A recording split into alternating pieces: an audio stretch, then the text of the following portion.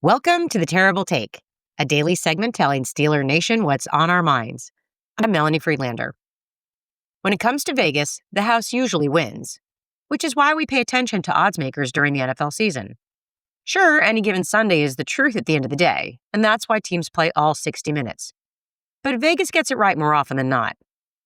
That is one reason why what's happening in Baltimore right now is so interesting. One day after listing quarterback Lamar Jackson as a full participant at a Friday practice and questionable for today's game against the Chicago Bears, the team retroactively downgraded Jackson to a limited participant in that practice. Speaking to the media on Friday, head coach John Harbaugh was purposely vague about whether Jackson would be playing this week, saying that the team was still looking at the situation. Backup quarterback Tyler Huntley was equally vague in his media session, just saying that he would be ready to go if needed. It was a report on Saturday that Lamar had actually run the scout team in practice on Friday that forced the change in practice participation based on NFL rules. And the result was a big change for those putting money on the game, with DraftKings moving the line from minus 6.5 to minus 2.5.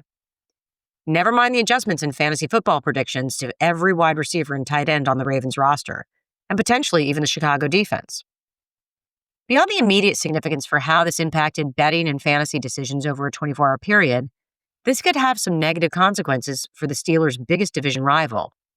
The NFL will be investigating what went on in Baltimore, and there could be fines, suspensions, and even the loss of a draft pick coming. But there's more to it than that. The question remains whether the team's handling of their star quarterback is a problem. More than once over the past few years, we have seen this scenario play out in Baltimore. Lamar gets injured and misses games.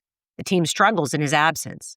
And then there is that week or two where the team expresses optimism publicly about his return before he actually does make it back to play. Is this the Baltimore coaching staff and front office putting pressure on Lamar to play before he's fully ready? It could just be gamesmanship to keep their upcoming opponent guessing which quarterback they will face. But it feels like a bigger issue than just that. Lamar Jackson is currently under contract through the end of the 2027 season.